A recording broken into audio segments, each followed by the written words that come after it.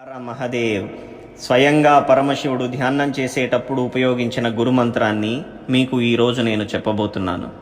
పార్వతీ అమ్మవారు భైరవి విజ్ఞాన తంత్రంలో గురు శిష్యుల సంభాషణ జరిగేటప్పుడు పరమశివుడిని ఇలా అడుగుతుంది, నేను మీ దగ్గరికి గురుమంత్రం కోసం వచ్చాను, కానీ వచ్చిన ప్రతిసారి మీరు ధ్యానంలోనే ఉంటారు. అసలు మీరు ధ్యానం చేసేటప్పుడు చదివే గురుమంత్రం ఏమిటో మాకు చెప్పగలరా అంటే దానికి జవాబుగా పరమశివుడు ఇలా చెప్తాడు, నేను ధ్యానం చేసేటప్పుడు చదివే గురుమంత్రం సోహం. దీనినే మనం కూడా ప్రయత్నించవచ్చు. మీ కళ్ళు రెండు మూసుకొని మీ దృష్టిని కనుబొమ్మల మధ్యన నిలిపి శ్వాసను లోనికి మెల్లగా తీసుకోండి. అలాగే శ్వాసను మెల్లగా బయటికి వదలండి. ఇప్పుడు మీరు గమనించండి, లోనికి శ్వాస పీల్చినప్పుడు సో అన్న శబ్దం లోన వెనక వినిపిస్తూ ఉంది. అలాగే శ్వాస బయటికి వదిలేటప్పుడు కూడా హమ్ అన్న శబ్దం వినిపిస్తుంది. ప్రయత్నించి చూడండి. ఓం నమః శివాయ.